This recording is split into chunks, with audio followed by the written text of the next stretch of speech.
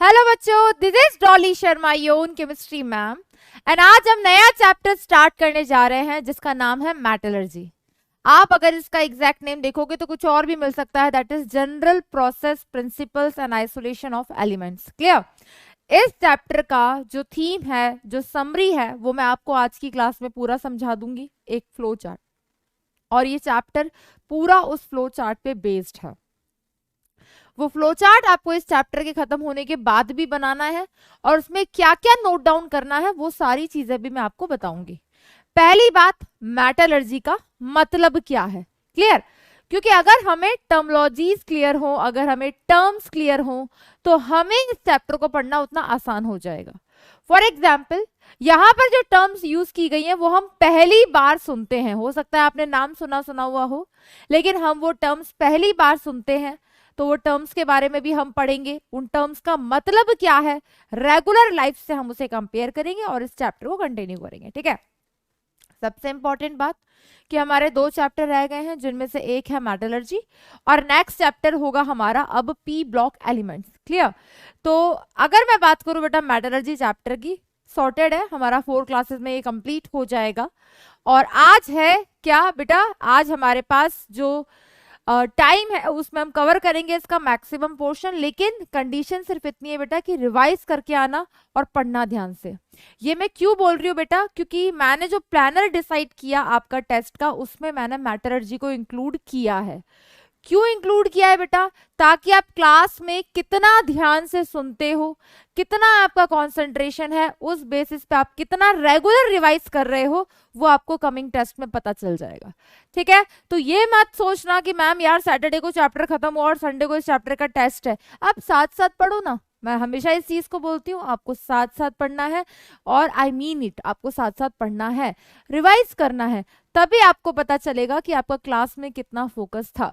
क्योंकि बेटा class attend करना is not a big deal कि हमने 2 घंटे का लेक्चर पूरा लिया। सबसे इंपॉर्टेंट है कि हमने ध्यान कितना देर दिया था। क्योंकि हम कोई मूवी भी देख रहे होते हैं, तो हम मूवी की स्टोरी कब सुना सकते हैं किसी इंसान को पूरी? जब हमने उसको ध्यान से देखा और उसकी स्क्रिप्ट हमें पूरी याद होगी। सेम एज इट इज, आज एक मूवी देखने जा रहे हैं जिस मूवी का नाम है मेटलर्जी।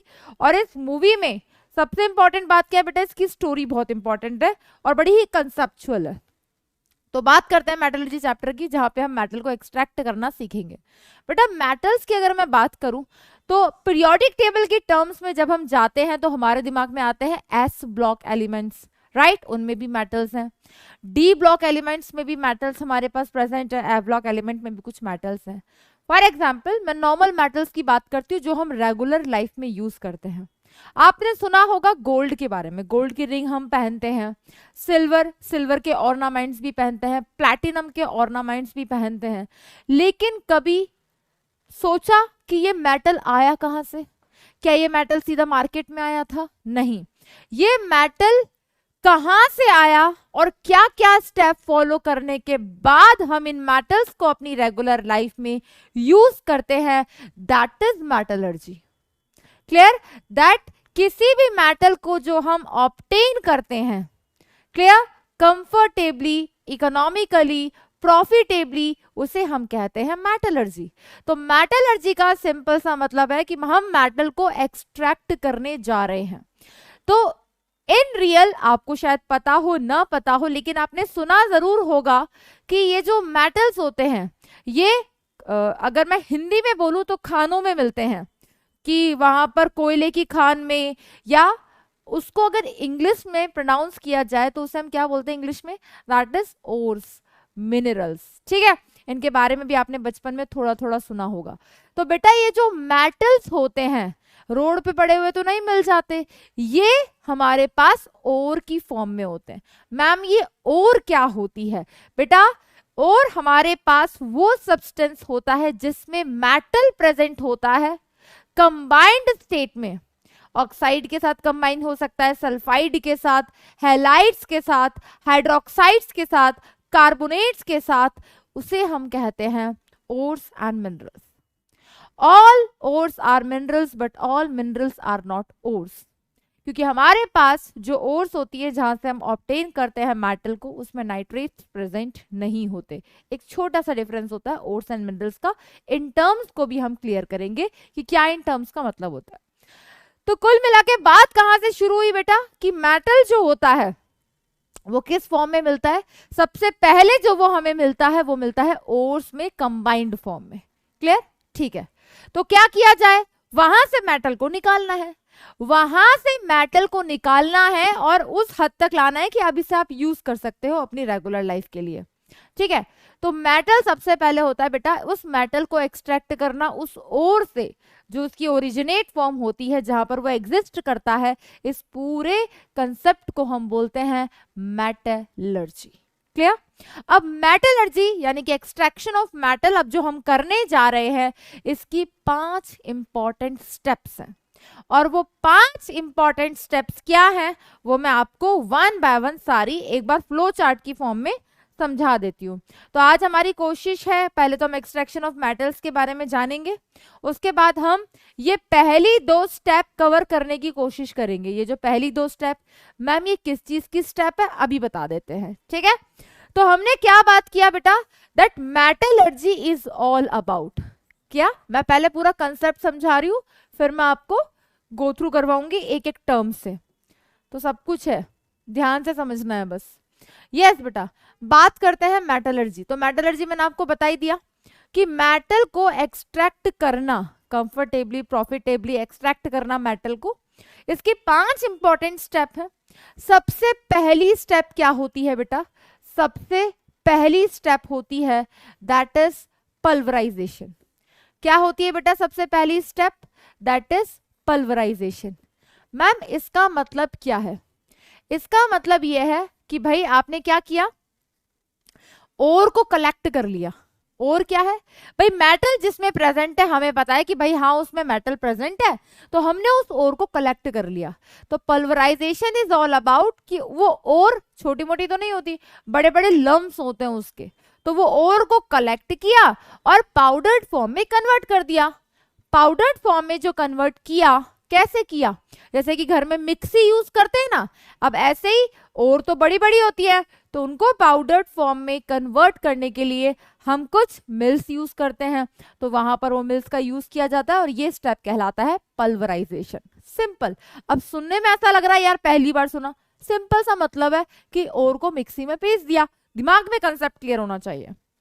नेक्स्ट स्टेप क्या है बेटा, हाँ जी मैम हम उस ओर को लेकर आ गए। कौन सी ओर को लेकर आ गए, जो ओर हमने कलेक्ट कर ली और पीस ली।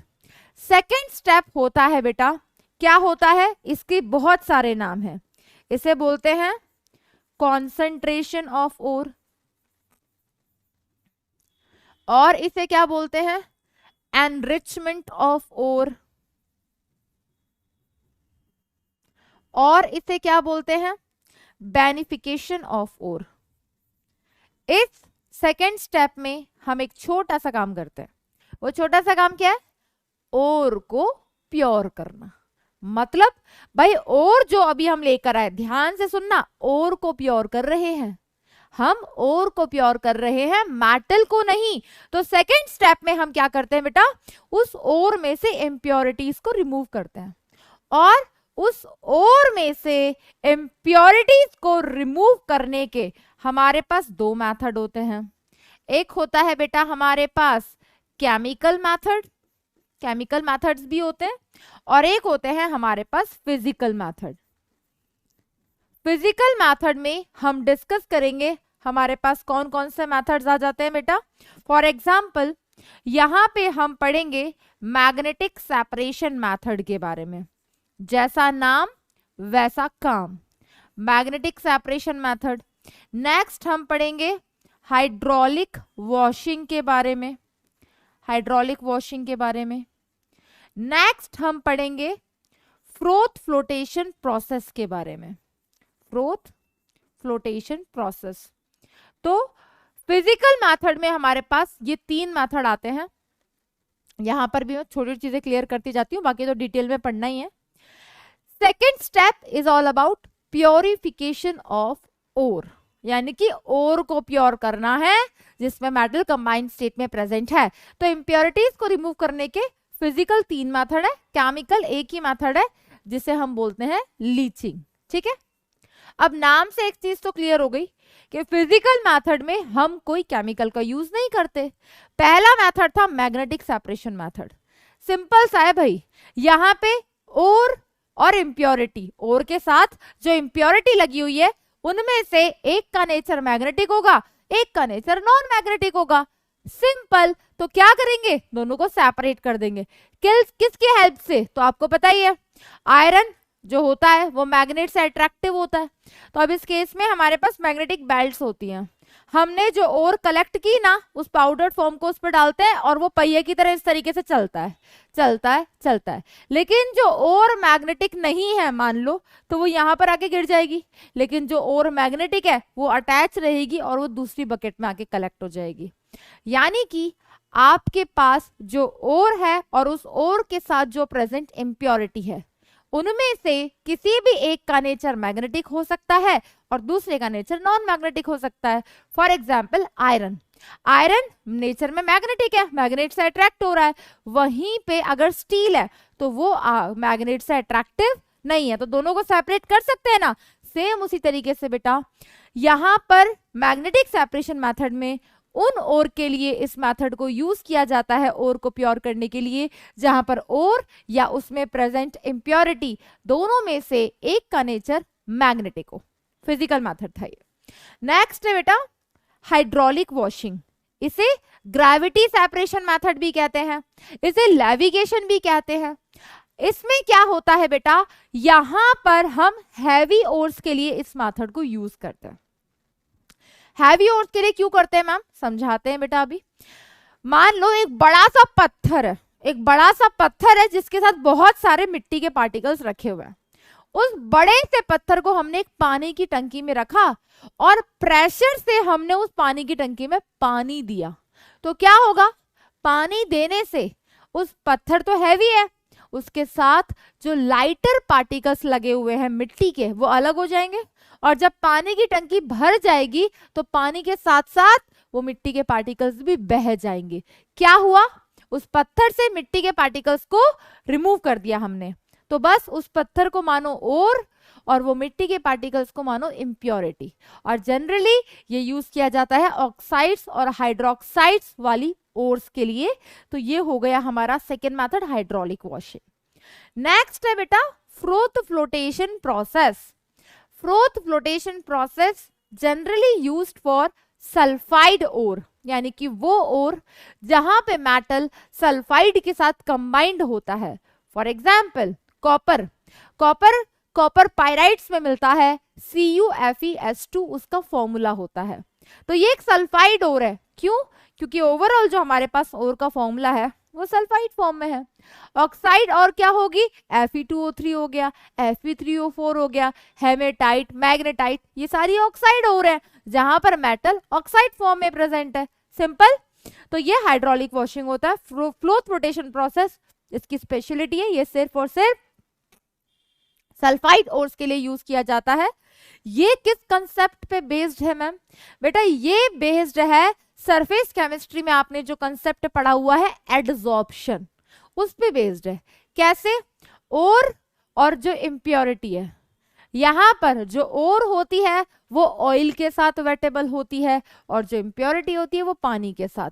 तो हम क्या करते हैं, एक पानी का बीकर लेते हैं, उसमें हम ऑयल डालते हैं, स्टिर करते रहते हैं, कंटिन्यूस स्टीरर रखा हुआ होता है, गैस भी देते हैं, अंदर से हवा भी देते हैं।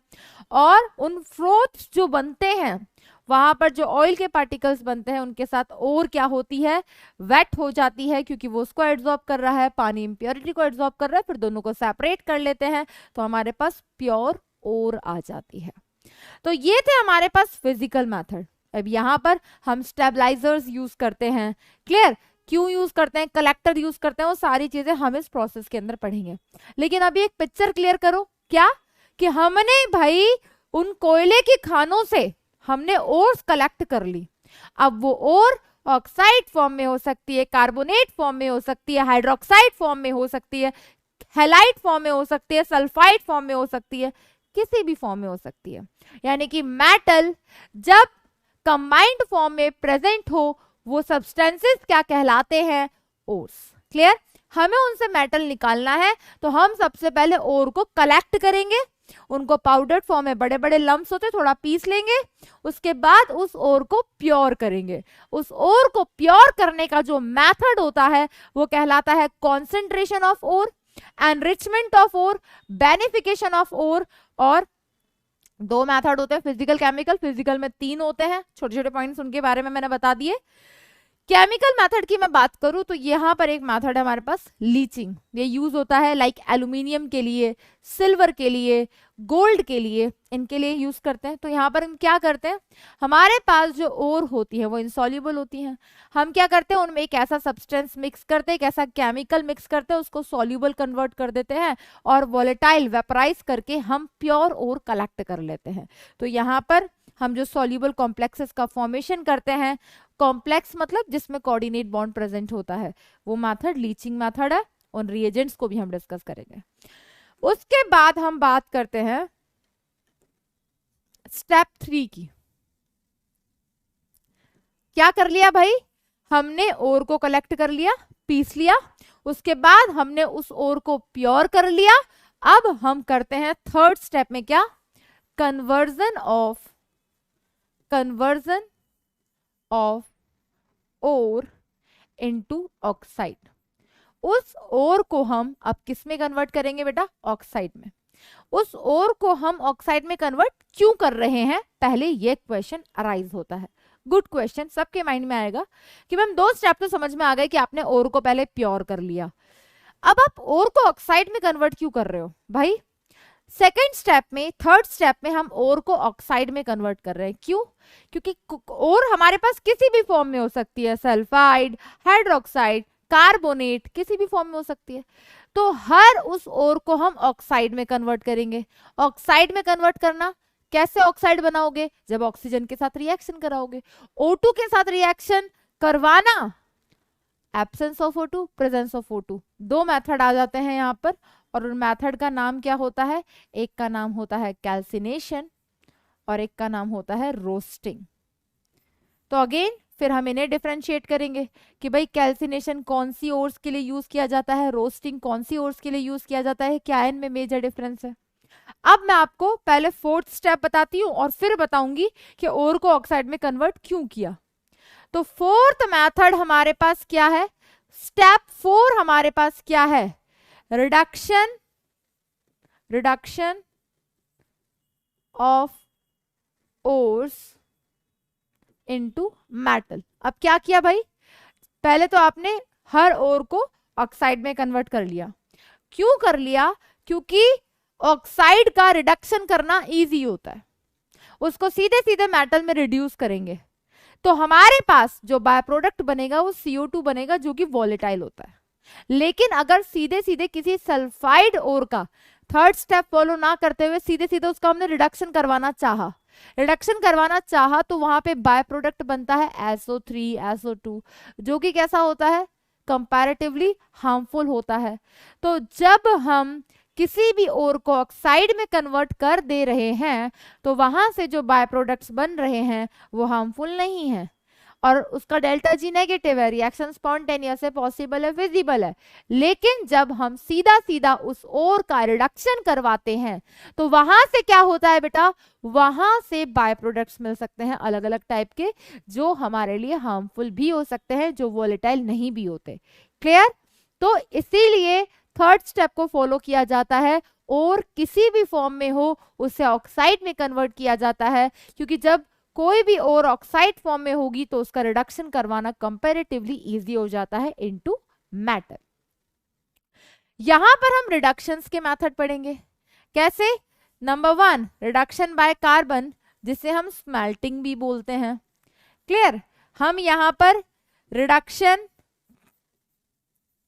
बाय मेटल्स, जहां पे हम क्रॉल्स रिएजेंट, अलग अलग रिएजेंट्स के बारे में पढ़ेंगे कि कौन सी ओर के लिए कौन सा metal as a reducing agent काम करेगा। और यहां पर इसको पढ़ने से पहले मैं आपको पढ़ाऊंगी the most interesting Ellingham diagram.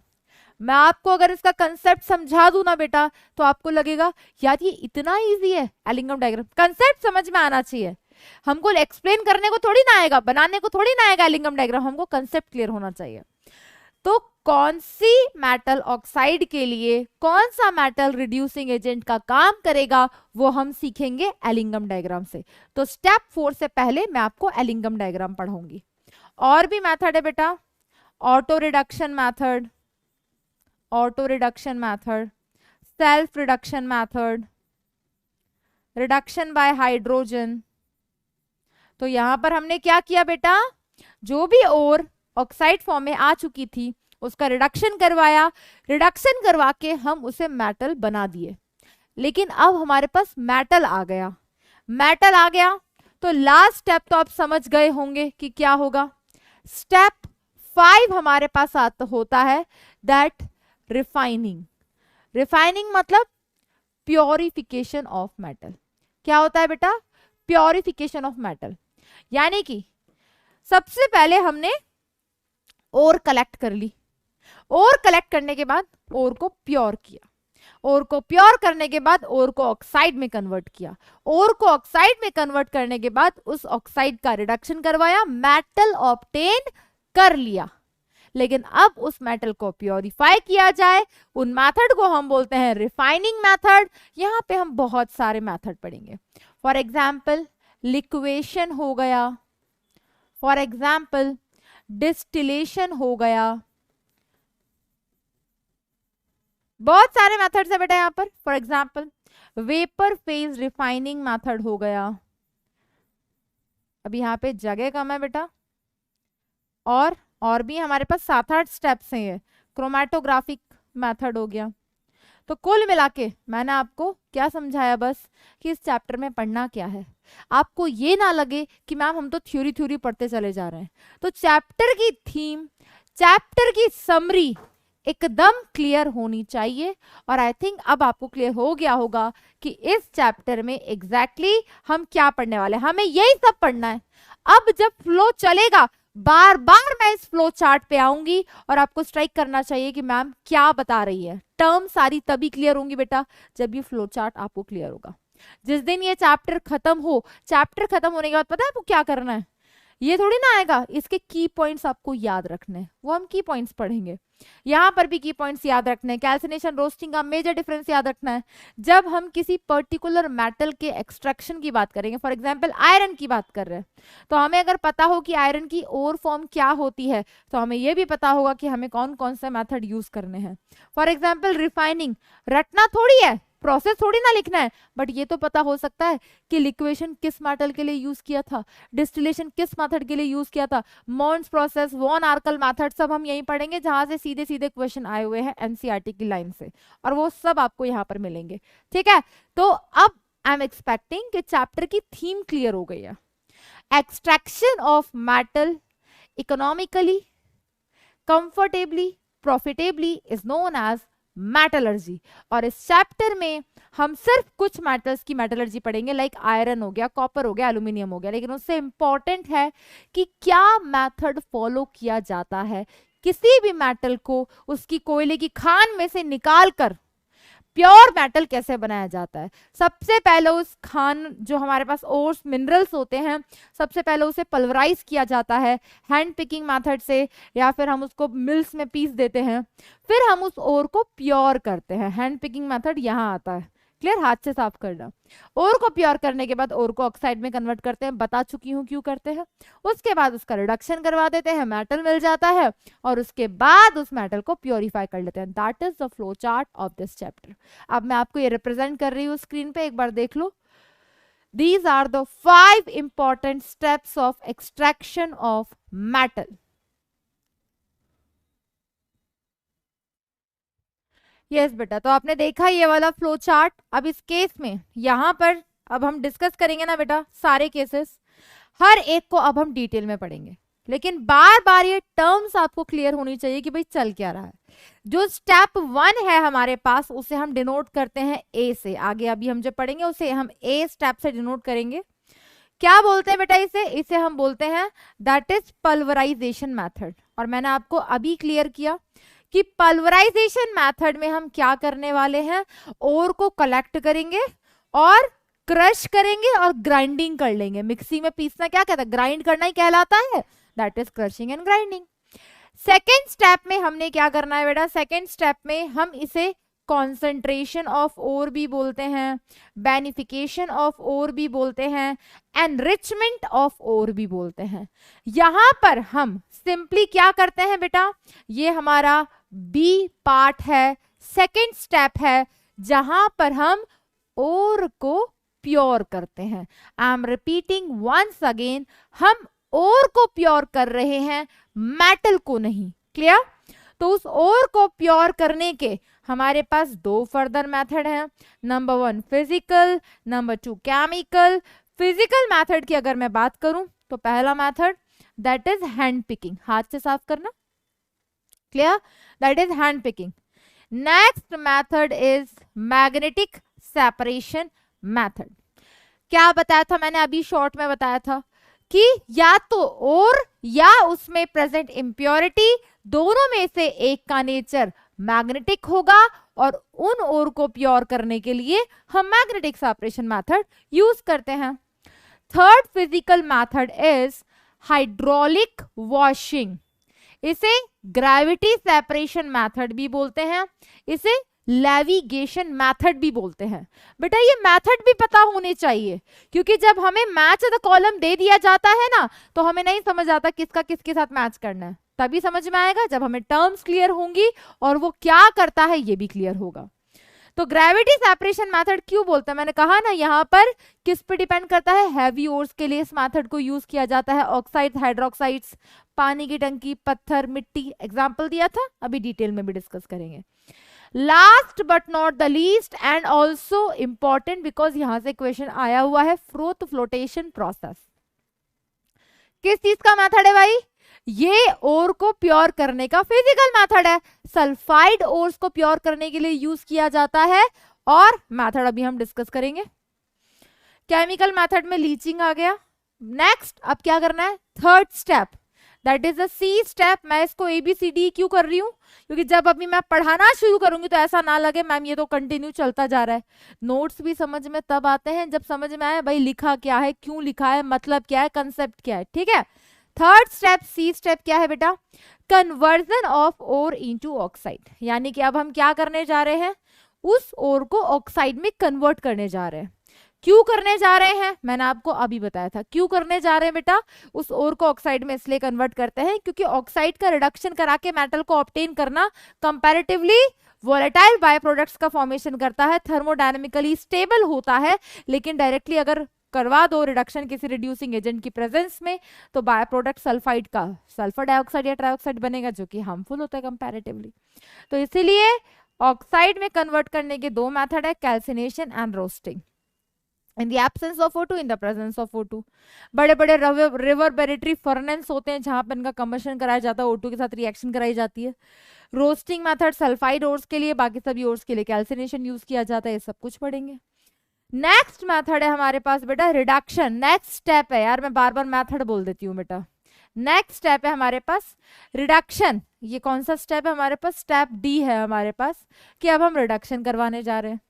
और रिडक्शन में ये जो हमने स्टेप लिखा ना, रिडक्शन बाय मेटल, तो हम कितनी रिएक्शंस रटेंगे, लेकिन वो Ellingham diagram is the conclusion कि कहां पर कौन सा मेटल किस मेटल ऑक्साइड के लिए रिड्यूसिंग एजेंट का काम करता है।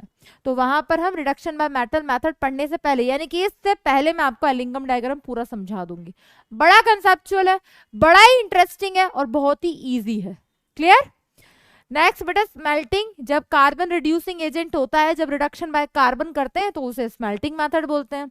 जब हाइड्रोजन से करते हैं तो रिडक्शन बाय हाइड्रोजन हो गया, ऑटो रिडक्शन और सेल्फ रिडक्शन। क्लियर? ये स्टेप्स पढ़ेंगे हम रिडक्शन के अंदर।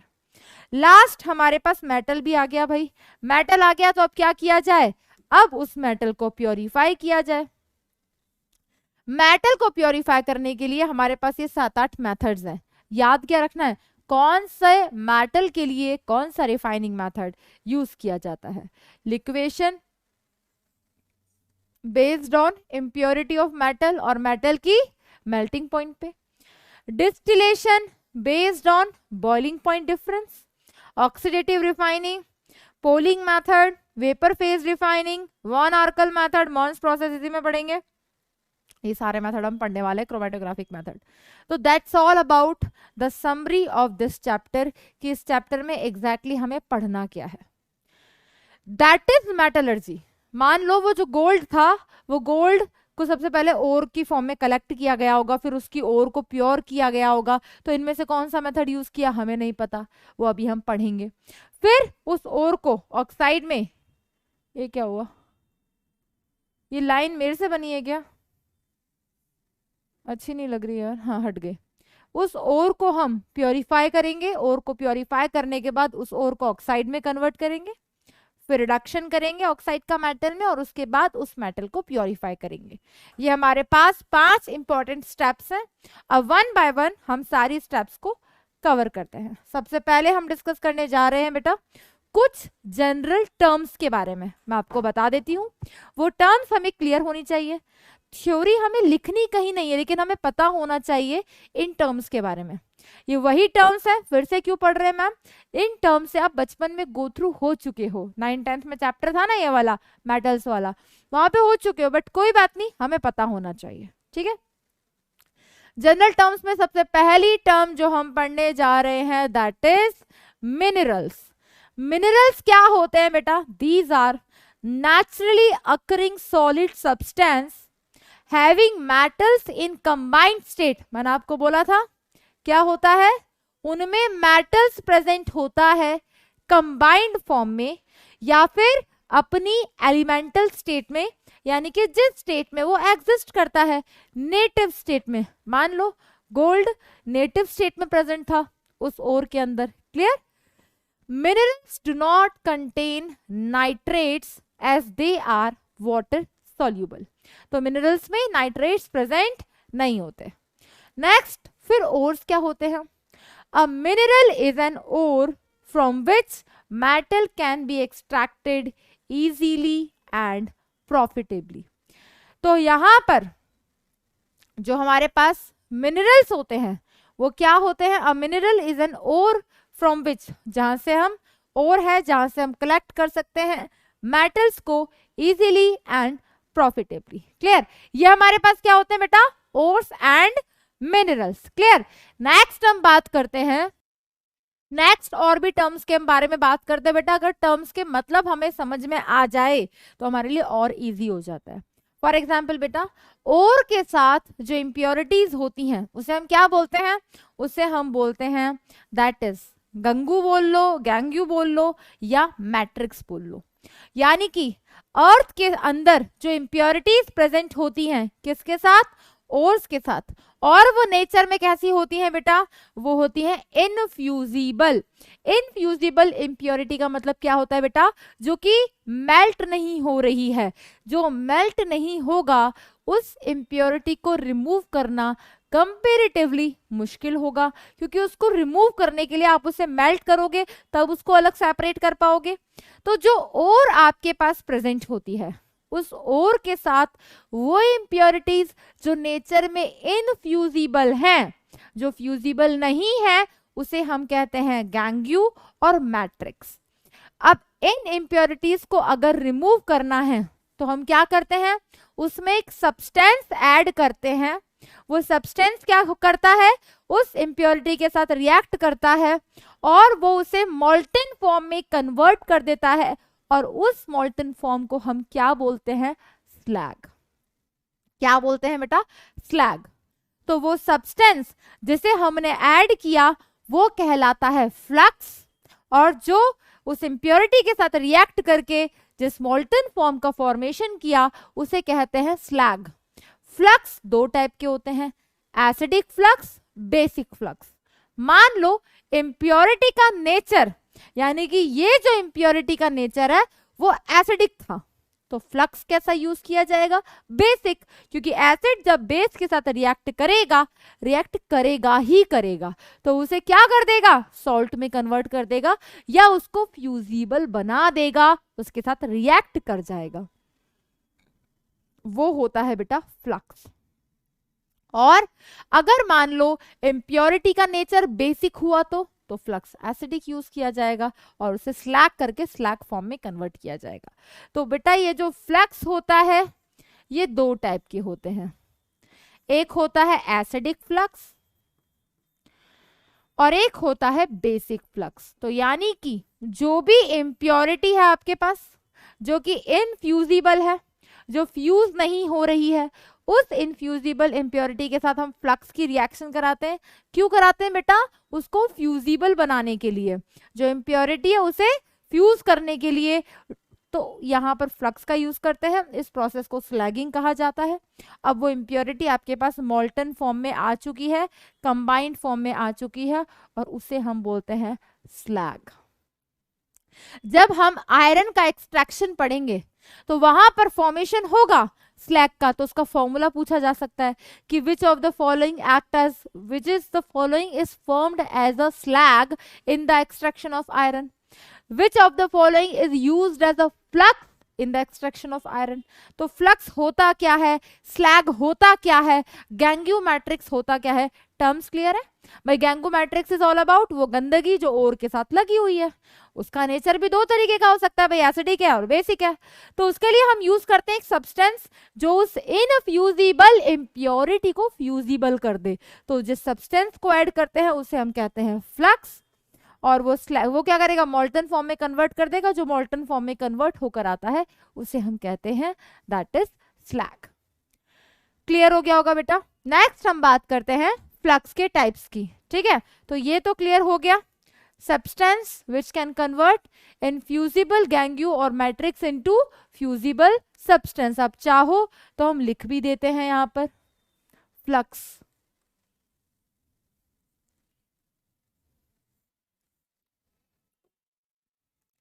substance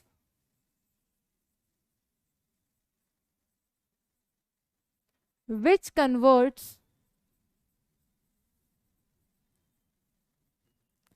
the infusible impurity of ore, in short word बोलूं तो गैंग्यू बोल लो या matrix, into fusible substance, into fusible substance, जिसे हम क्या बोलते हैं बेटा? जिसे हम बोलते हैं स्लैग। वो सब्सटेंस जिसे ऐड किया जाता है उसे हम क्या कहते हैं बेटा? That is flux. ये हमारे पास क्या है बेटा? टाइप्स ऑफ फ्लक्स, ए और B. Number 1 that is acidic flux, number 2 that is basic flux. तो मैंने आपको अभी बताया, क्या बताया कि मान लो इम्प्योरिटी का नेचर एसिडिक है तो यूज बेसिक फ्लक्स किया जाएगा, अगर इम्प्योरिटी का नेचर बेसिक है तो एसिडिक फ्लक्स यूज किया जाएगा। It converts basic matrix, matrix का मतलब समझ रहे हो? इम्प्योरिटी। अब नहीं पता होता मैट्रिक्स क्या होता है तो नहीं समझ आता, इसलिए मैंने सबसे पहले आपको जनरल टर्म्स क्लियर करवाई है। थ्योरी रिक्वायर्ड नहीं है, लेकिन समझ आ रहा है कंसेप्ट्स के लिए कितना इंपॉर्टेंट है। ठीक है, बेसिक मैट्रिक्स क्या है बेटा? वही गंगू, वही मैट्रिक्स, वही इम्प्योरिटी जो कि उस ओर के साथ लगी हुई है, वो जो कि नेचर में इनफ्यूजिबल है, मोल्टन फॉर्म में कन्वर्ट नहीं हो रही है, वहां पर एक सब्सटेंस ऐड किया जाता है जो उस इनफ्यूजिबल इम्प्योरिटी को फ्यूजिबल कर देता है, उसे फ्लक्स बोलते हैं। और एसिडिक फ्लक्स तब यूज किया जाता है जब उस इम्प्योरिटी का नेचर बेसिक हो। Clear? To slag for example किस किस के लिए यूज किया जाता है? SiO2 हो गया, B2O3 हो गया, P4O10 हो गया। तो जब हम पढ़ेंगे आगे जाके metallurgy of copper, for example ये एग्जाम्पल दे रखे हैं बेटा, जब हम मेटलर्जी पढ़ते हैं कॉपर की तो कॉपर जो हमारे पास ओर होती है वो होती है CuFeS2, कॉपर पायराइट इसे बोलते हैं। हमें सभी ओर्स के नाम याद नहीं है, जितने नोट्स में आते जाएं वो ओर के नाम तो याद रखने ही रखने हैं, ऑक्साइड हो, सल्फाइड हो, हैलाइड हो। लास्ट क्लास जिस दिन होगी इस चैप्टर की, मैं सभी ओर्स के नाम आपको लिखवा दूंगी, वो आपको याद करने हैं। ठीक है, ध्यान से देखना बेटा, जब कॉपर की मेटलर्जी हम पढ़ेंगे तो कॉपर की मेटलर्जी यानी कॉपर की जो ओर होती है वहां पर बेटा गैंग्यू यानी कि जो इम्प्योरिटी होती है वो इम्प्योरिटी होती है FeO। ठीक है, अब ये इम्प्योरिटी का नेचर कैसा है, ये खुद नेचर में कैसा है, ये नेचर में एसिडिक है। अगर इसका नेचर एसिडिक है तो फ्लक्स कैसा यूज किया जाएगा बेटा, फ्लक्स यहां पर बेसिक यूज किया जाएगा। तो यहां पर बेसिक फ्लक्स यूज करते हैं, फॉर एग्जांपल SiO2 जिसका नेचर बेसिक है, तो यहां पर फॉर्मेशन हो जाता है एक स्लैग का। उस स्लैग का क्या फॉर्मूला हमारे पास हो गया बेटा, ये रिवर्स हो गया, ये थोड़ा सा, कोई नहीं मैं करेक्ट कर देती हूँ।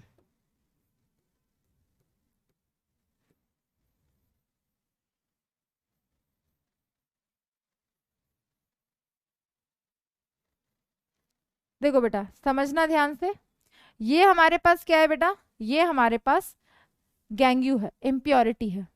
इस इम्प्योरिटी का खुद का नेचर कैसा है, इसका नेचर है बेसिक। अगर इसका नेचर बेसिक है, कैसे पता चला, आयरन ऑक्साइड नेचर में बेसिक होता है। तो जो फ्लक्स यूज किया गया वो फ्लक्स क्या यूज किया गया, एसिडिक। तो ये जब फ्लक्स ऐड किया तो इसने क्या किया, इसको क्या बना दिया, स्लैग बना दिया। स्लैग क्या है बेटा, ये मोल्टन फॉर्म आ गया। किसका मोल्टन फॉर्म आ गया, ये जो हमारे पास इनफ्यूजिबल इम्प्योरिटी थी जो कि फ्यूज नहीं हो रही थी, इसका मोल्टन फॉर्म आ गया। अब हम इसे रिमूव कर सकते हैं, सिंपल। तो ये किसके एग्जाम्पल्स थे, ये सब एसिडिक फ्लक्स के एग्जाम्पल है। जहां पर भी ये सब्सटेंस ऐड किया जाता है किसी भी बेसिक इम्प्योरिटी को मोल्टन फॉर्म में कन्वर्ट करने के लिए, ये एग्जाम्पल है एसिडिक फ्लक्स का। नेक्स्ट बेटा basic flux.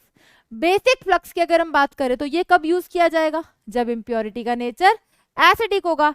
It converts acid matrix यानी कि acid gangue, acid matrix, acidic impurities to slag, molten form में कन्वर्ट करने के लिए। इसके एग्जांपल्स हैं, फॉर एग्जांपल कैल्शियम कार्बोनेट हो गया, फॉर एग्जांपल मैग्नीशियम कार्बोनेट हो गया, फॉर एग्जांपल मैग्नीशियम ऑक्साइड हो गया।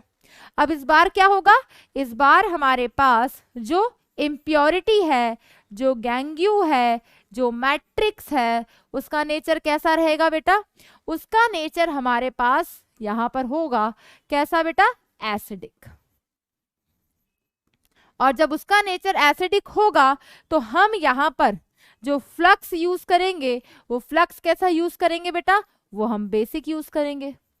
तभी तो हमारे पास क्या होगा, जो यहां से स्लैग बनेगा, जो हमारे पास मोल्टन फॉर्म आएगी वो तभी आ पाएगी जब हम यहाँ पर बेसिक फ्लक्स का यूज करेंगे। तो ये सब किसके एग्जाम्पल हैं, ये बेसिक फ्लक्स के एग्जाम्पल हैं। क्लियर हो गया बेटा। नेक्स्ट डिस्कस करते हैं एग्जाम्पल्स, इसके भी एग्जाम्पल है। फॉर एग्जाम्पल बेटा हमारे पास जब हम आयरन की मेटलर्जी पढ़ेंगे, जब हम आयरन की मेटलर्जी पढ़ेंगे तो वहां पर उसकी जो ओर होती है हेमेटाइट या मैग्नेटाइट, वहां पर जो इम्प्योरिटी होती है, जो मैट्रिक्स होती है, जो गैंग्यू होता है, वो होता है SiO2 फॉर्म में। और उसका खुद का नेचर कैसा है बेटा, उसका खुद का नेचर SiO2 एसिडिक है। ये एसिडिक है तो फ्लक्स कैसा यूज किया जाएगा, बेसिक। ये बेसिक यूज किया जाता है, flux that is basic in nature, calcium oxide. और ये जिस स्लैग का फॉर्मेशन करता है उसे हम क्या बोलते हैं, स्लैग। इसका नाम क्या है, दैट इज कैल्शियम सिलिकेट। कल ही पढ़ा था एस ब्लॉक एलिमेंट्स चैप्टर में। क्लियर हो गया बेटा, ये है हमारे पास स्लैग। तो ये एग्जांपल्स है फ्लक्स का, ये जनरल टर्म्स है, बहुत ही इजी। और क्या होते हैं, मिनरल्स क्या होता है, गैंग्यू इम्प्योरिटी, फ्लक्स वो सब्सटेंस जो इनफ्यूजिबल सब्सटेंस में ऐड किया जाता है उसको फ्यूजिबल बनाने के लिए, स्लैग मोल्टन फॉर्म में जो इम्प्योरिटी हमारे पास आ गई। तो हमने लास्ट एग्जाम्पल जो पढ़ा, हमने वो एग्जाम्पल पढ़ा जब हम मेटलर्जी पढ़ेंगे ना कॉपर की, तो ये याद करना आएगा कि वहां पर इम्प्योरिटी हमारे पास बेसिक थी तो हमने एसिडिक फ्लक्स का यूज किया। क्लियर। और जब मेटलर्जी आयरन की पढ़ेंगे ना तो आएगा हमारे पास बेटा ये वाला स्टेप, जहां पर हमने इस कैल्शियम ऑक्साइड का यूज किया एज अ बेसिक फ्लक्स, ताकि इस एसिडिक इम्प्योरिटीज को हम स्लैग यानी कि मोल्टन फॉर्म में कन्वर्ट कर सके। अब कुछ की पॉइंट्स है बेटा हमारे पास, क्या की पॉइंट्स है, जो कैल्शियम फॉस्फेट होता है और कैल्शियम सिलिकेट होता है, इसके कॉम्बिनेशन को हम क्या बोलते हैं? इसके कॉम्बिनेशन को हम थॉमस स्लैग बोलते हैं। और ये हम कहाँ पढ़ेंगे? इसका फॉर्मेशन होगा ड्यूरिंग मेटलर्जी ऑफ आयरन। यानी कि आयरन को एग्जैक्टली ऑब्टेन कैसे किया गया, इन 5 स्टेप को फॉलो करते हुए वो हम वहां पर सीखेंगे। ठीक है, तो 5 स्टेप हम उसके भी पढ़ेंगे। Calcium phosphate is, calcium phosphate इसे बोलते हैं बेटा, that is Ca3PO4 whole twice, that is calcium phosphate. That is the major component of Thomas slag, जो कि एक्सट्रैक्शन ऑफ आयरन में मिलेगा। Thomas slag is mainly formed by the product of steel industry, जो steel industries होते हैं वहां पर as a by product ये बहुत मिलता है। ठीक है, अभी तक हमने इस चैप्टर में सिर्फ ये जाना है भाई कि हमें पढ़ना क्या है। अब हम वन बाय वन सारी चीजें स्टार्ट करने जा रहे हैं। सिर्फ जनरल टर्म्स पढ़ा, कहीं पे गंगू आ जाए, कहीं पे मैट्रिक्स आ जाए, कहीं पे स्लैग आ जाए, फ्लक्स आ जाए, इधर क्लियर होना चाहिए कि पिक्चर में चल क्या रहा है।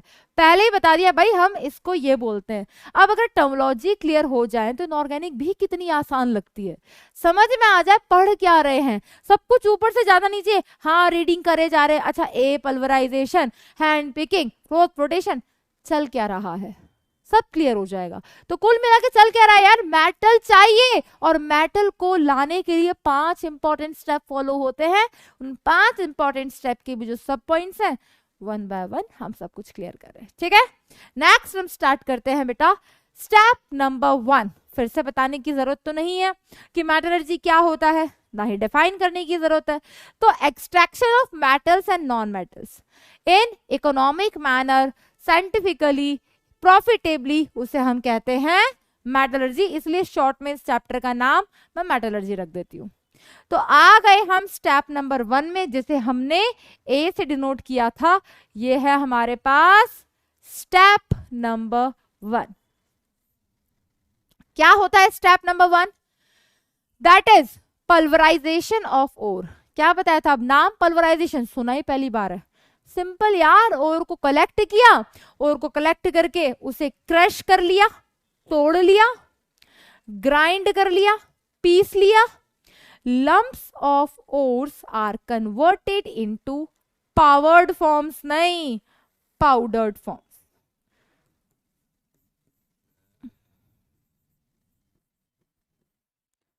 क्लियर? सिंपली हमने क्या किया, जो बड़े बड़े हमारे पास ओर्स थी उसे हमने पाउडर्ड फॉर्म में कन्वर्ट कर लिया, वही कहलाता है पल्वराइजेशन। नेक्स्ट बेटा स्टेप 2। स्टेप 2 हमारे पास क्या था बेटा? स्टेप 2 था हमारे पास कि भाई ओर को तो कलेक्ट कर लिया, अब उस ओर को क्या करो, अब उस ओर को प्योर करो। उस ओर को प्योर करने के जो मेथड्स हैं उसकी हेडिंग क्या है? उसे हम कॉन्सेंट्रेशन ऑफ ओर भी कहते हैं, उसे हम बेनिफिकेशन ऑफ ओर भी कहते हैं, और उसी को हम एनरिचमेंट ऑफ ओर कहते हैं। तो कभी कंफ्यूज मत हो जाना अगर वो किसी और का नाम दे दे और पूछे which of the following method is used for this metal enrichment of ore, which of the following benefication method is used for this metal, which of the following enrichment method is used for this ore। clear? तो ओर को pure करना कहलाता है concentration, benefication, enrichment of ore। easy?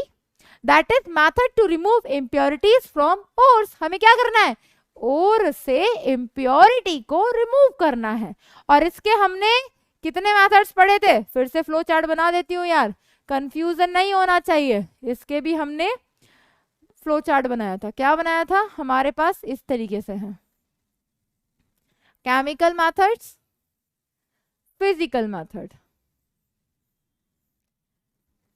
Chemical method की अगर मैं बात करूं तो यहां पर हमारे पास एक ही मेथड था।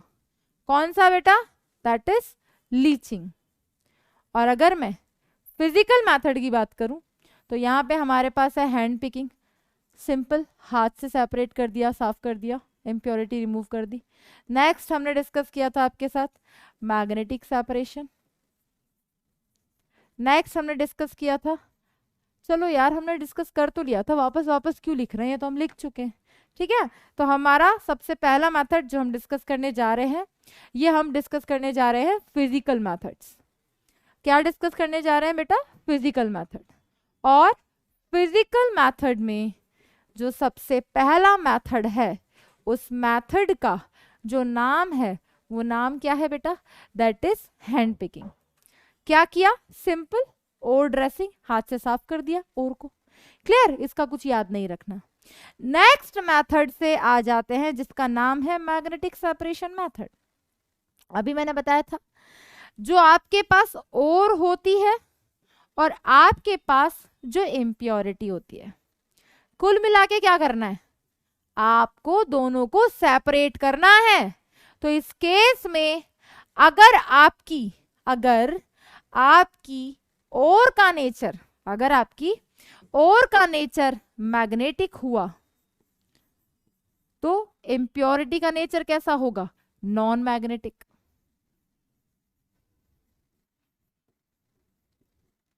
और अगर ओर का नेचर नॉन मैग्नेटिक हुआ, फिक्स नहीं है कि ओर ही मैग्नेटिक होगी और सिर्फ मैग्नेटिक ओर के लिए यूज करेंगे, ना जी, तो आपकी इम्प्योरिटी होगी मैग्नेटिक।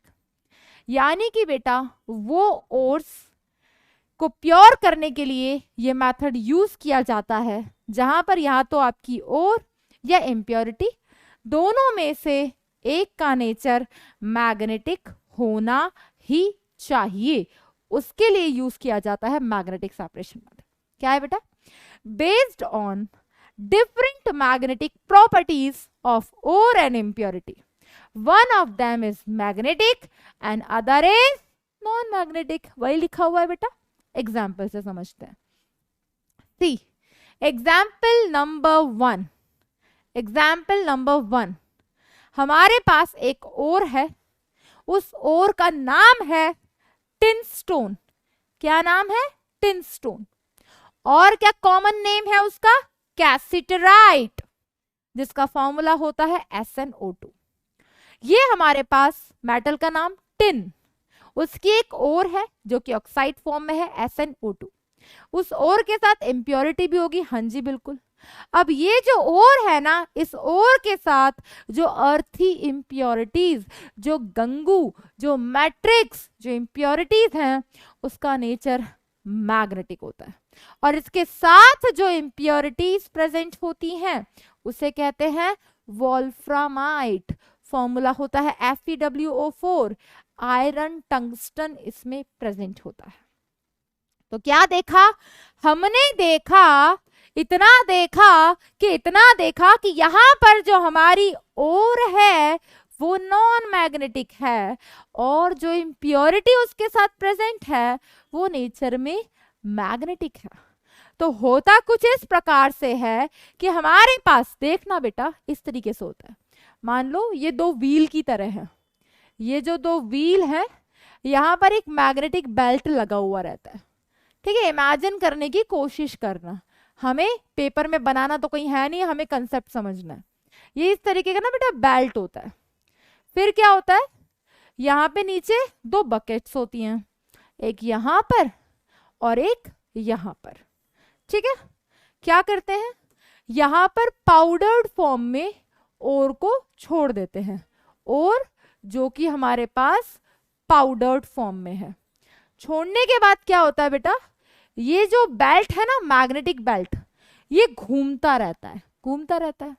अब मान लो जिस और या इम्प्योरिटी उसका नेचर नॉन मैग्नेटिक हुआ, तो पाउडर यहां से तो यहां तक आएगा, लेकिन फिर तो यहां गिर जाएगा ना, यहां से वापस यहां तक तो नहीं जाएगा। क्यों? क्योंकि वो इससे अट्रैक्ट ही नहीं हो रहा है, वो मैग्नेटिक ही नहीं है।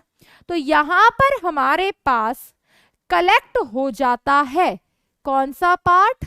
Non magnetic part. और जो मैग्नेटिक पार्ट है वो इस बेल्ट के साथ इधर तक चल के यहां पर आके कलेक्ट हो जाता है। वो कौन सा पार्ट है? Magnetic part. वो और भी हो सकता है, वो इम्प्योरिटी भी हो सकता है। यानी कि और या उसमें प्रेजेंट इम्प्योरिटी, दोनों में से एक का नेचर मैग्नेटिक होना चाहिए। फॉर एग्जाम्पल, यहां पर क्या आके कलेक्ट हो जाएगा? SnO2, और कलेक्ट हो जाएगी और यहां पर आके कलेक्ट हो जाएगा वोल्फ्रामाइट, जो कि नेचर में कैसा है, मैग्नेटिक है। तो यहां पर हमारे को FeWO4 मिल जाएगा और यहाँ पे हमें SnO2 मिल जाएगा। समझ आ गया होगा बेटा।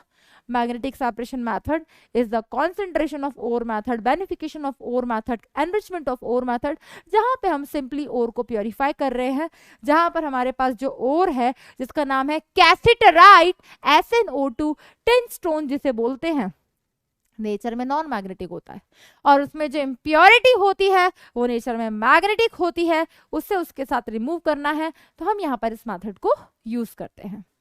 नेक्स्ट एग्जाम्पल देखना बेटा, नेक्स्ट एग्जाम्पल हमारे पास क्या है, नेक्स्ट एग्जाम्पल है हमारे पास क्रोमाइट ओर। बेटा क्रोमाइट ओर किसे बोलते हैं, FeO.Cr2O3। यहां पर हमारे पास और भी एग्जाम्पल है, मैग्नेटाइट हो गया, पायरोलुसाइट हो गया, ये सारी की सारी कैसी हैं, ये सारी की सारी मैग्नेटिक ओर्स हैं। कैसी ओर्स है बेटा, ये सभी ओर्स नेचर में मैग्नेटिक हैं और इनके अंदर जो इम्प्योरिटी प्रेजेंट होती है वो इम्प्योरिटी होती है सिलिका की, SiO2 की, और वो नेचर में कैसा है, नॉन मैग्नेटिक। तो यहां से हमने दो चीजें याद कर ली, क्या कि मैग्नेटिक सेपरेशन मेथड कौन सी टाइप ऑफ ओर्स के लिए यूज करते हैं, सिंपल, जहां पर ओर या इम्प्योरिटी दोनों में से एक का नेचर मैग्नेटिक होना चाहिए। फिर पूछा जा सकता है कि जो टिन स्टोन होता है, टिन स्टोन जिसे कैसिटराइट बोलते हैं, उसमें जो इम्प्योरिटी फॉर्म होता है ओर का, उसका नेचर कैसा होता है, मैग्नेटिक। उस इम्प्योरिटी जो ओर हमारे पास जो इम्प्योरिटी प्रेजेंट है, जो गैंग्यू प्रेजेंट है, जो मैट्रिक्स प्रेजेंट है, उसका फॉर्मूला क्या होता है, क्लियर। सेम उसी तरीके से बेटा क्रोमाइट ओर का फॉर्मूला पूछ सकता है, मैग्नेटाइट का फॉर्मूला पूछ सकता है, यहाँ पर पैरोलुसाइट का फॉर्मूला पूछ सकता है। मैग्नेटिक ओर्स हैं ये सारे के सारे, और इन सभी में जो इम्प्योरिटी प्रेजेंट होती है वो नेचर में नॉन मैग्नेटिक होती है, दैट इज सिलिका। क्लियर बेटा। नेक्स्ट हम बात करते हैं third method. I am expecting कि एकदम क्लियर हो गया होगा magnetic separation method. Next method हम डिस्कस करने जा रहे हैं जिस मेथड का नाम है हाइड्रोलिक वॉशिंग मेथड। इसी को लेविगेशन भी बोलते हैं, इसी को ग्रेविटी सेपरेशन मेथड भी बोलते हैं। क्या बताया था मैंने, एक भारी सा पत्थर है जिसे हमने बड़ी सी पानी टंकी में रखा, प्रेशर से वहां पे पानी डाला जा रहा है, तो क्या होगा, वो मिट्टी के पार्टिकल्स तो लाइटर होते हैं, वो उस पत्थर से हट जाएंगे। पानी की टंकी जब भर जाएगी तो इंक्लिनेशन फॉर्म में वो बाहर आ जाएंगे पानी के साथ। तो अब इमेजिन करो कि वो भारी सा पत्थर आपकी ओर है और उसके साथ जो मिट्टी के पार्टिकल्स हैं वो इम्प्योरिटी है, ठीक है। तो this method is use for heavy ores, तभी तो इसे ग्रेविटी सेपरेशन मेथड बोलते हैं। देखेंगे बेटा, it is based on the principle that, कौन बेटा, both ore and impurities have different specific gravity. दोनों की डेंसिटी अलग अलग होती है, दोनों की अगर स्पेसिफिक डेंसिटी बराबर हो गई तो इस मेथड को हम यूज ही नहीं कर सकते। जनरली ओर इज हैवी, क्या होता है बेटा, मेनली ओर हमारी हैवी होती है और इम्प्योरिटीज कैसी होती है बेटा, लाइटर होती हैं। ये हमारे पास एग्जाम्पल्स है। क्या एग्जाम्पल्स है बेटा, ऑक्साइड, जितनी भी ऑक्साइड फॉर्म में ओर होती हैं, जैसे कि हेमेटाइट हो गया, हेमेटाइट का formula Fe2O3, magnetite Fe3O4। Clear, confuse मत होना, दोनों आयरन की ओर्स हैं। टिन स्टोन अभी पढ़ा, फॉर्मूला SnO2, और क्या बोलते हैं इसे, अभी पढ़ा था, याद रखना है बस। तो मैंने कहा ना, जितनी ओर्स का नाम नोट्स में आता जा रहा है वो तो याद करना ही करना है, साथ में मैं लिखवाऊंगी भी। और किन ओर्स के लिए इसे यूज किया जाता है, कार्बोनेट्स ओर के लिए। फॉर एग्जाम्पल कैलामाइन, कैलामाइन किसे बोलते हैं, जिंक कार्बोनेट को। फॉर एग्जाम्पल मैलाचाइट किसे बोलते हैं, copper carbonate, copper hydroxide. Next azurite, copper carbonate, copper hydroxide.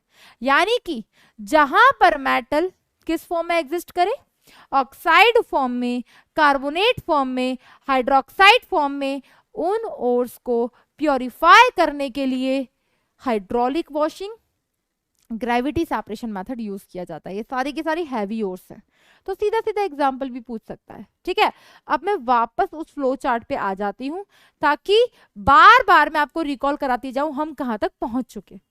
अभी कहानी में हमने सिर्फ इतना जाना कि बहुत समय पहले की बात है, हमने ओर को कलेक्ट कर लिया, और जिसके साथ मेटल प्रेजेंट था क्रश कर लिया, ग्राइंड कर लिया, और उस ओर को पाउडर फॉर्म में यानी कि बड़े बड़े लम्स को स्मॉल पीसेस में कन्वर्ट कर लिया।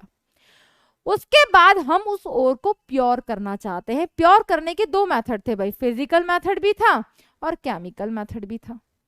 फिजिकल मेथड में हमने यूज किया सबसे पहले क्या बेटा, हैंड पिकिंग, कोई एग्जाम्पल नहीं है।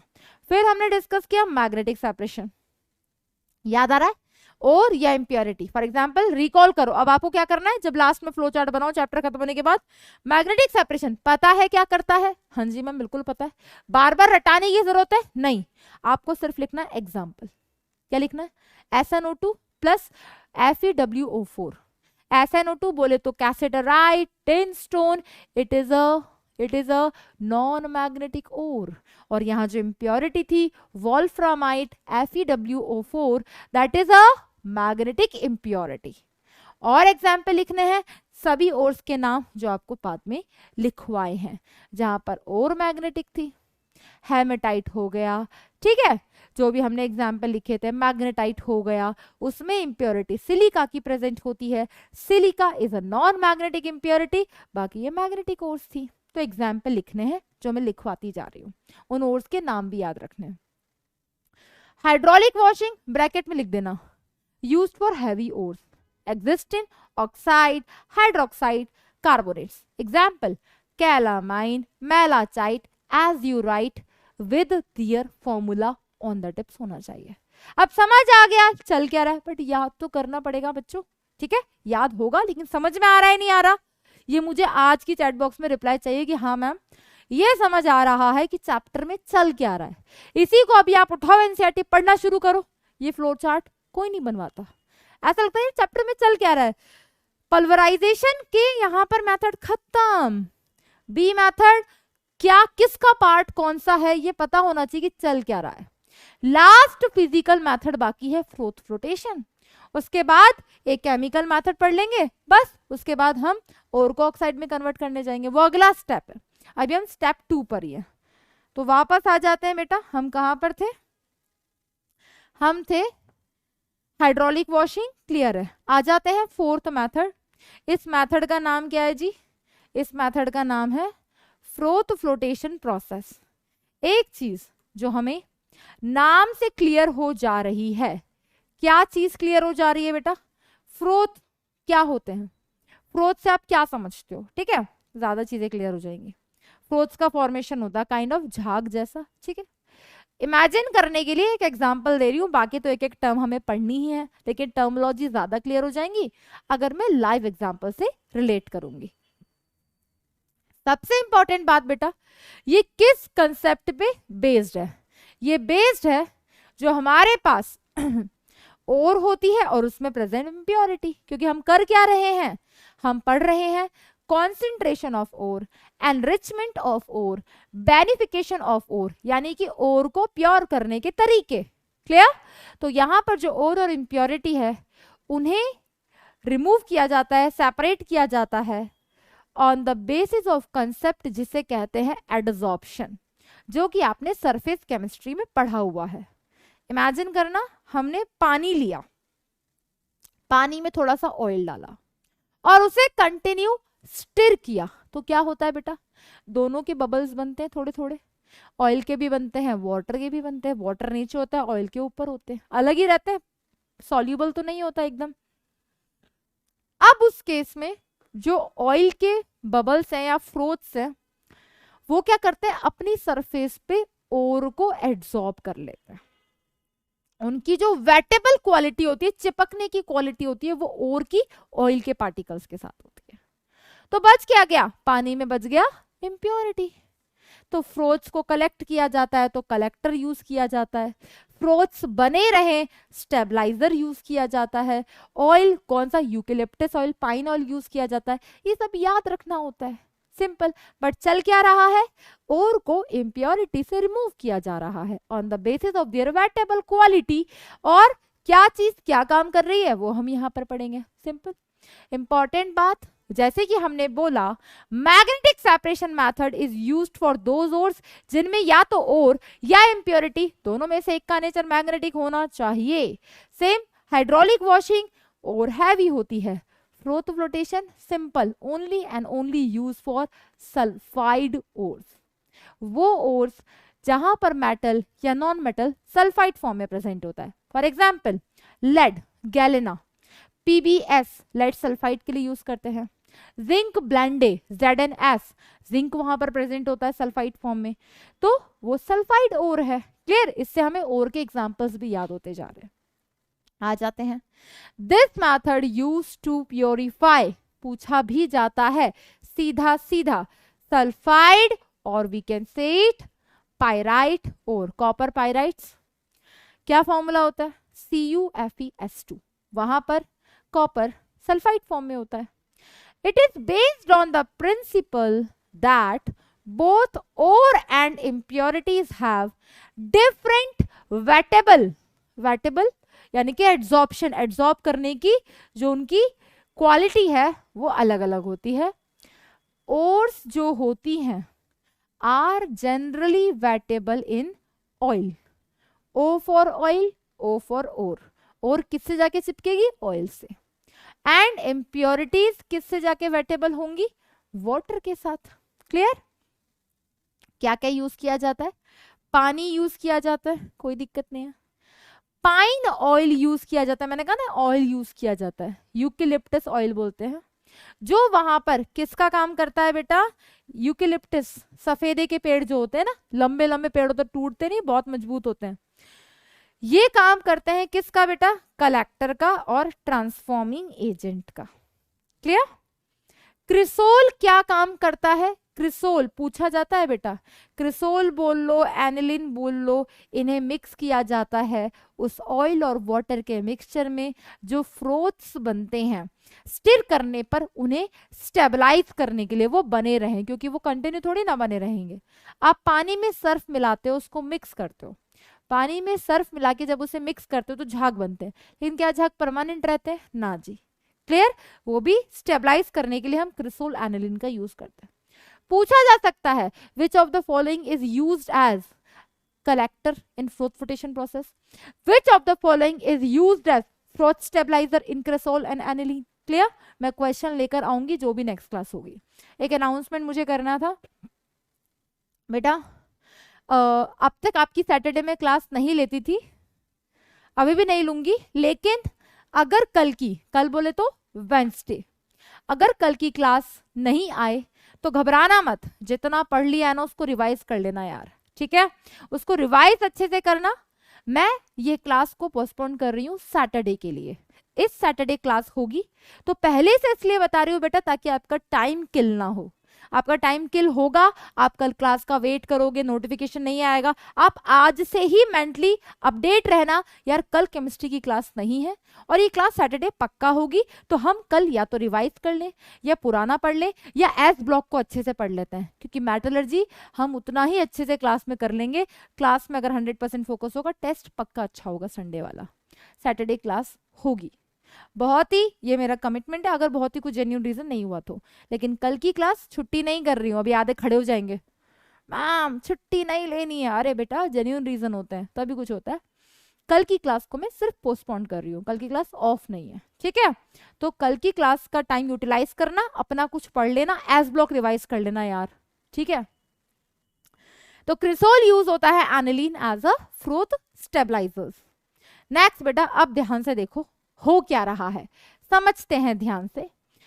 क्या है जी, हमारे पास ये एक बीकर है, यहां पर प्रेजेंट है इस बीकर के अंदर वाटर, और वाटर जिसके अंदर पाइन ऑयल प्रेजेंट है, पाइन ऑयल बोलो, यूकेलिप्टस ऑयल बोलो, ये यहां पर किसका काम करता है, अभी हमने पढ़ा था, किसका काम करता है, ये काम करता है यहां पर ट्रांसफॉर्मिंग एजेंट का। क्लियर। फिर यहां से हम हवा भेज रहे हैं और ये जो पाइप है इसमें नीचे होल कर दिए हैं, नीचे से हवा जाएगी तो दोनों मिक्स होंगे, स्टिर हो रहा है एक तरीके से। और फिर क्या हो रहा है, यहाँ पर ओर और ऑयल मिक्स होकर ओर के हमारे पास ऊपर ऊपर क्या आ गए बेटा, झाग जैसे आ गए, बबल्स आ गए। वो जो ओर है हमारे पास वो किसके साथ है, वो सल्फाइड ओर के पार्टिकल्स, क्योंकि ऑयल के साथ वेटेबल थे तो वो सारे जाके चिपक गए ऑयल के साथ। और नीचे क्या प्रेजेंट है, गैंग्यू मैट्रिक्स, इम्प्योरिटी किसके अंदर है, पानी के अंदर। यहां से कंप्रेस्ड एयर भेज रहे हैं, ये फ्रोथ बबल्स हैं जिनमें सल्फाइड ओर के पार्टिकल्स प्रेजेंट है। बहुत ही इजी है, कंफ्यूज नहीं होना है भाई, याद रखना है यहाँ पर किसको किसकी तरह यूज किया। तो जैसे मैंने आपको समझाया था कि एक ग्लास पानी है जहां पर हमने ऑयल मिलाया, स्टिर किया, और फिर जो प्रोसीजर यहाँ पे फॉलो हुआ that is froth flotation process. अब और भी चीजें यूज होती हैं, ध्यान से देखना। Potassium ethyl xanthate is used as collector to increase the wettability of ore in oil।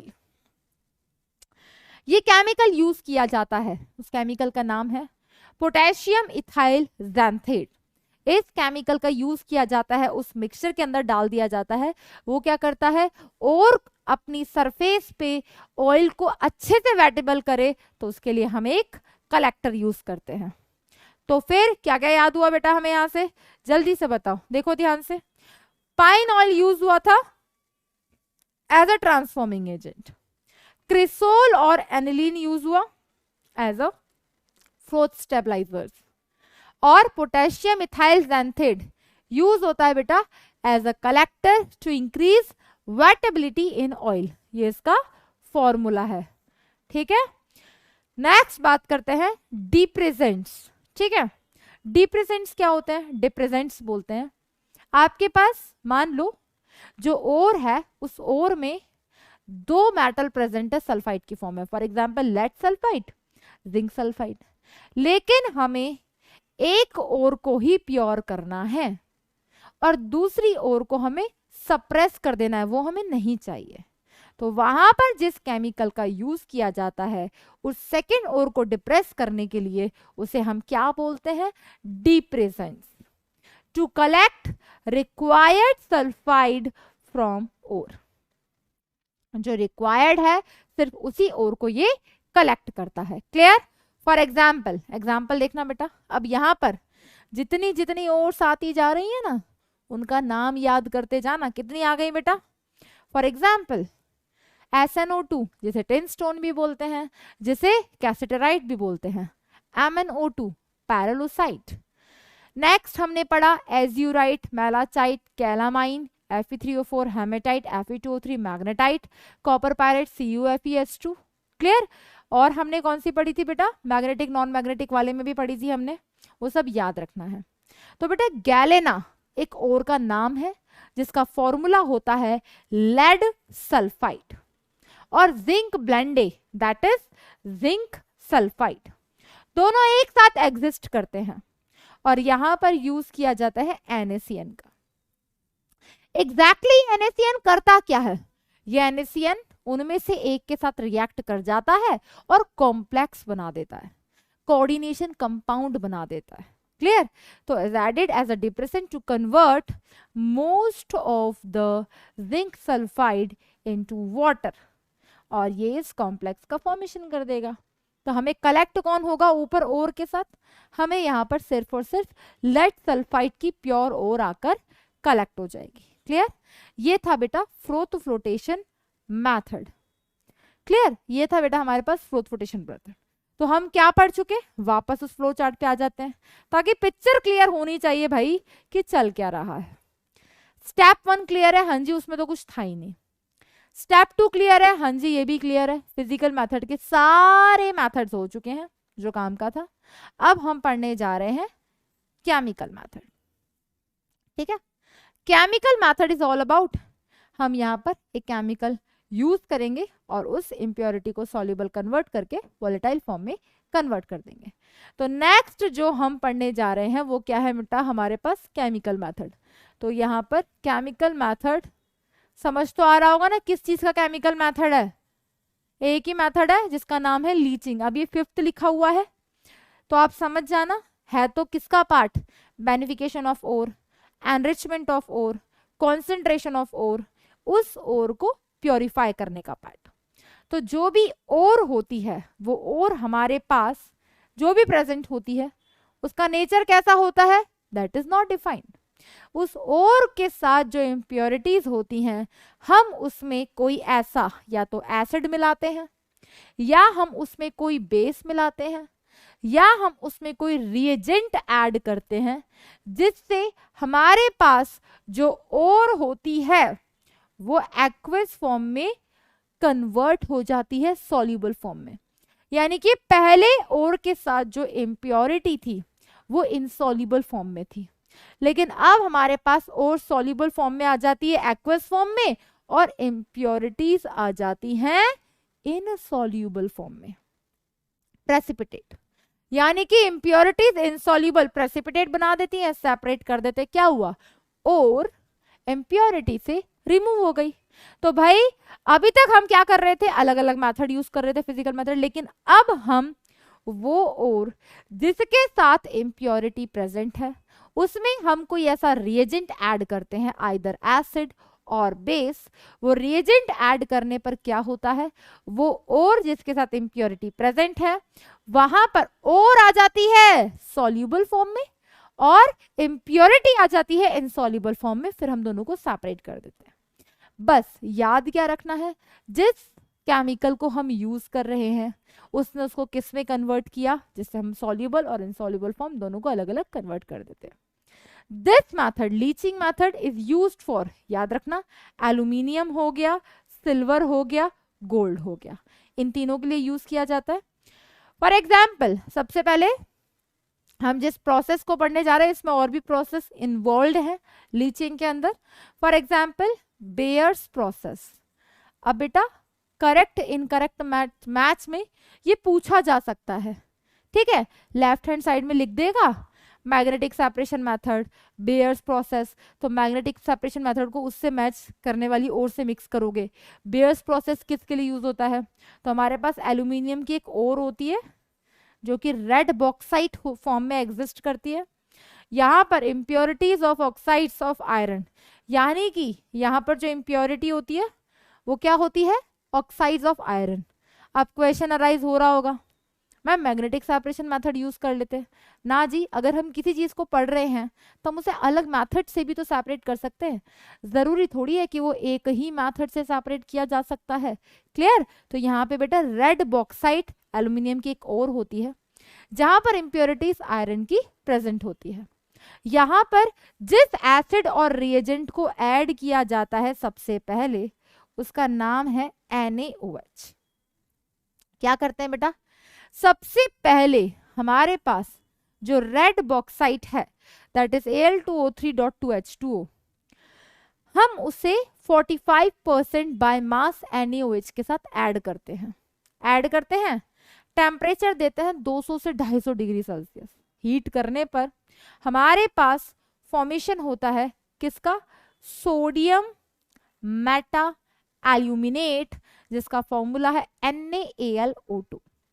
ये जो NaAlO2 है, सोडियम मेटा एल्यूमिनेट, इसको वाटर के साथ मिक्स करके in the presence of aluminium hydroxide heat करते हैं। तो यहां से फॉर्मेशन हो जाता है एल्यूमिनियम हाइड्रोक्साइड का और NaOH का, एक सॉल्युबल एक इनसॉल्युबल। उसके बाद ये जो एल्यूमिनियम हाइड्रोक्साइड हमें यहां से मिला, इसे हम फर्दर हीट करते हैं 1200 डिग्री सेल्सियस पे। यहां से हमारे पास कलेक्ट हो जाती है क्या? एक्वस फॉर्म में हमारे पास क्या आ गई? और ये हमारे पास इम्प्योरिटी वाटर के साथ रिमूव हो जाती है। तो यहां पर हमने सिंपली क्या किया? एल्यूमिनियम की एक ओर है जिसका फॉर्मूला है रेड बॉक्साइट, हमने यहाँ पर एक रिएजेंट ऐड किया that is a base. Mix करने पर क्या हुआ? मिक्स करने पर यहां पर एक सोडियम मेटा एल्यूमिनेट NaAlO2 का फॉर्मेशन हुआ। NaAlO2 की रिएक्शन फर्दर हमने कराई वाटर के साथ in the presence of aluminium hydroxide, insoluble part जो था। रिएक्ट करवाने पर एल्यूमिनियम हाइड्रोक्साइड प्लस बेस का फॉर्मेशन हुआ। उसके बाद फर्दर एक तरीके से रिवर्सिबल रिएक्शन हो गया। उसके बाद हमने इस AlOH thrice that is aluminium hydroxide, इसको हमने 1200 डिग्री सेल्सियस पे हीट किया। तो यहाँ से हमारे पास और कलेक्ट हो गई सॉल्युबल फॉर्म में, जितनी भी इंप्योरिटीज थी वाटर के साथ रिमूव हो गई। तो that is the leaching method, और ये बेयर्स प्रोसेस में जो रिएजेंट यूज किया। नेक्स्ट प्रोसेस है बेटा halls process. This process again used for red oxide, लेकिन ये कौन सी इंप्योरिटीज को रिमूव करने के लिए बेटा? Of iron and silica. यहां पर किसका यूज किया जाता है? जैसे कि बेयर्स प्रोसेस में NaOH यूज हुआ था, यहां पर यूज करते हैं Na2CO3 का।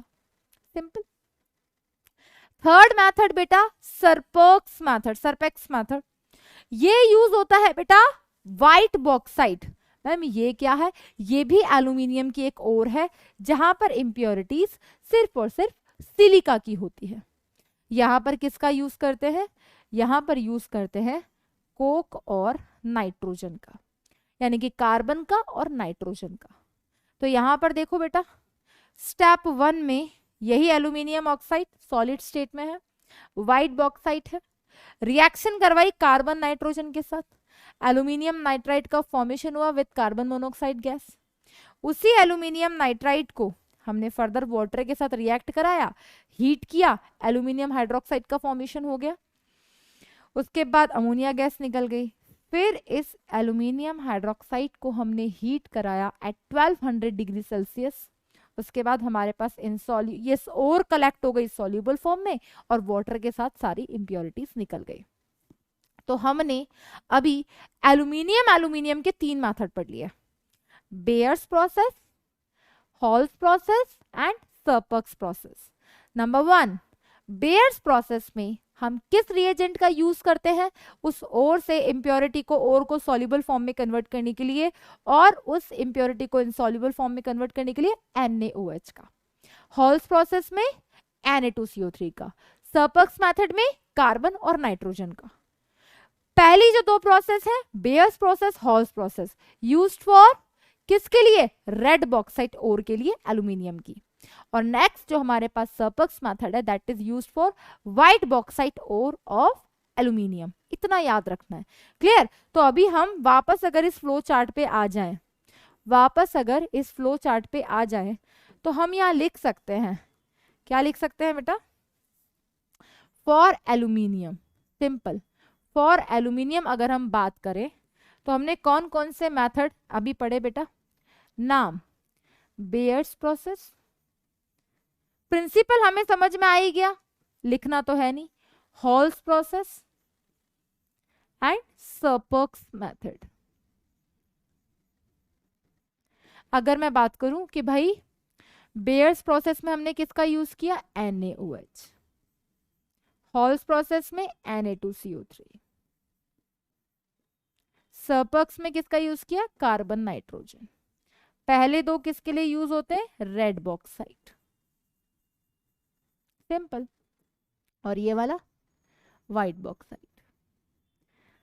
फ्लो चार्ट में पढ़ना सीखो। एस ब्लॉक एलिमेंट में सब में तुम मुझसे एक्सपेक्ट करते हो मैम आप पूरा बनाओ, लेकिन मजा वो है बेटा कि समझो आप पूरा, लेकिन चार्ट आप खुद बनाओ, तो आपको साथ साथ याद भी होगा। तो लीचिंग में हम एल्यूमिनियम के लिए ये मेथड पढ़ चुके हैं, जहां पर हम जिस केमिकल का नाम यूज कर रहे हैं वो हमें याद होना चाहिए। क्लियर? और वो कौन सा प्रोसेस कौन से मेटल की ओर को प्योरीफाई करने के लिए यूज किया जा रहा है। नेक्स्ट हम आ जाते हैं, that is silver and gold. बेटा सिल्वर एंड गोल्ड को प्योर करने के लिए, इनकी ओर को प्योर करने के लिए हमारे पास जो लीचिंग प्रोसेस यूज किया जाता है, क्लियर, उन प्रोसेस को हम और क्या क्या कहते हैं? उन्हें हम कहते हैं हाइड्रोमेटलर्जी, इसे MacArthur Forrest cyanide process भी बोलते हैं, क्योंकि हम यहाँ पर साइनाइड के कॉम्प्लेक्स का फॉर्मेशन करेंगे। ठीक है, इसे हम साइनाइड प्रोसेस भी बोलते हैं, इसे हम रिडक्शन मेथड भी बोलते हैं। यहां पर क्या होता है, जो मोर इलेक्ट्रोपॉजिटिव एलिमेंट है दैट इज जिंक, वो क्या करेगा, लेस इलेक्ट्रोपॉजिटिव एलिमेंट को डिस्प्लेस कर देगा, लाइक सिल्वर एंड गोल्ड। तो हमारे पास सिल्वर एंड गोल्ड होता है, बिल्कुल होता है। हम उसकी रिएक्शन एक कॉम्प्लेक्स के साथ करवाएंगे जिसमें वो जिंक उस मेटल कॉम्प्लेक्स में से सोडियम और लेस इलेक्ट्रोपॉजिटिव सिल्वर और गोल्ड को डिस्प्लेस कर देगा, वो सेपरेट हो जाएगा, हमारे पास मेटल और फॉर्म में, प्योर फॉर्म में आ जाएगा, उसकी इम्प्योरिटी कॉम्प्लेक्स फॉर्म में आ जाएगी। ठीक है, तो अब यहां पर लीचिंग मेथड में जिस केमिकल का नेम यूज किया जाता है वो एक साइनाइड होता है। वो पोटेशियम साइनाइड भी हो सकता है, वो सोडियम साइनाइड भी हो सकता है। तो हमारे पास ये गोल्ड की और सिल्वर की ओर है, उसकी रिएक्शन करवाई हमने किसके साथ, या तो पोटेशियम साइनाइड के साथ या सोडियम साइनाइड के साथ। वाटर के साथ रिएक्शन कराई in the presence of O2। तो यहां पर क्या हुआ, सिंपल देखना बेटा ध्यान से, यहां पर ये जो पोटेशियम है और ये जो गोल्ड है, इन्होंने एक कॉम्प्लेक्स का फॉर्मेशन किया, कोऑर्डिनेशन कंपाउंड का। अगर आपने पोटेशियम साइनाइड के साथ रिएक्शन करवाई तो यहां पर पोटेशियम आ जाएगा, सोडियम के साथ करवाई तो सोडियम आ जाएगा। अब ये जो कॉम्प्लेक्स हमारे पास बना, पोटेशियम ओरोसाइनाइड बोलते हैं, इसे सोडियम ओरोसाइनाइड बोलते हैं।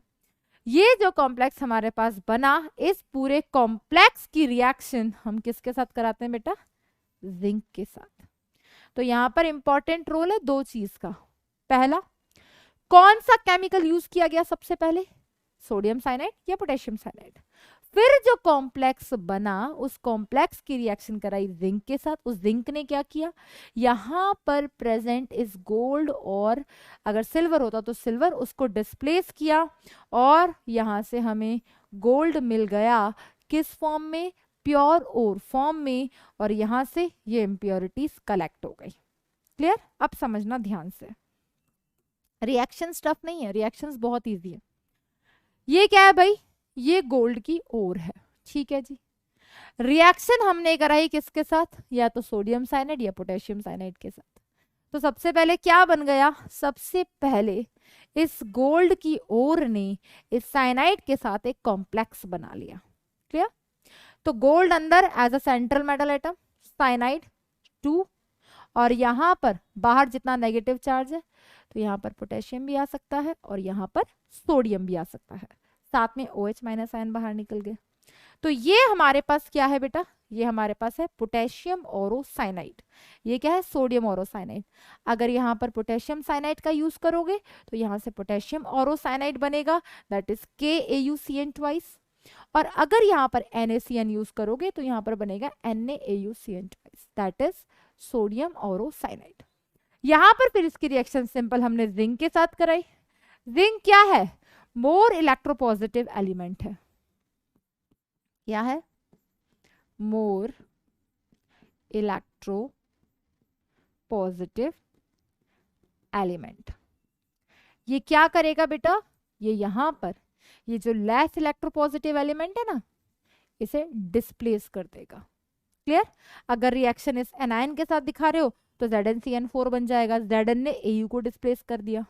अगर पोटेशियम ओरोसाइनाइड के साथ दिखा रहे हो तो पोटेशियम एज इट इज रहेगा, ये इधर बस जिंक आ जाएगा, इधर बस जिंक आ जाएगा। क्लियर, और इस कॉम्प्लेक्स का फॉर्मेशन हो जाएगा।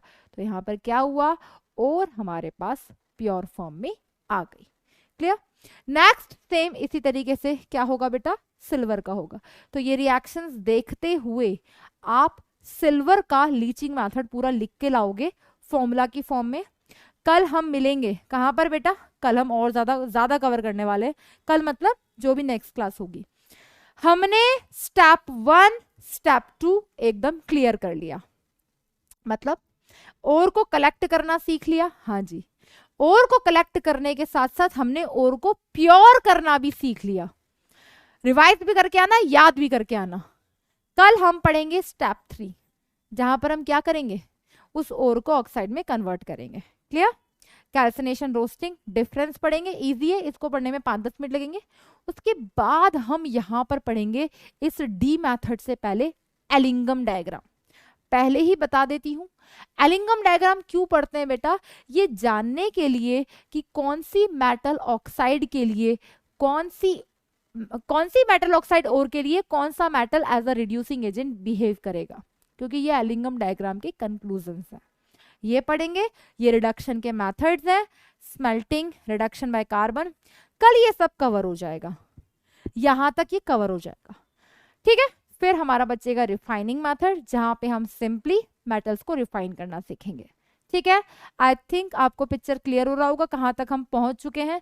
कल हम ये कवर करेंगे, तो इसको भी मार्क नहीं करते हैं। रिवाइज करके आना बेटा, अच्छे से पढ़कर आना, सबसे इंपॉर्टेंट यही है, क्लियर होना चाहिए पढ़ क्या रहे हैं। ये नोट्स बहुत इंपॉर्टेंट है। फिर भी मेरा सजेशन है, मेटलर्जी चैप्टर में आप यहां तक एक बार रीडिंग करके आना, यानी कि लास्ट लीचिंग मेथड तक रीडिंग करके आना। बाकी हम कल की क्लास में कंटिन्यू करेंगे, ठीक है। So all the very best बेटा, तब तक के लिए all the very best and stay motivated, ठीक है।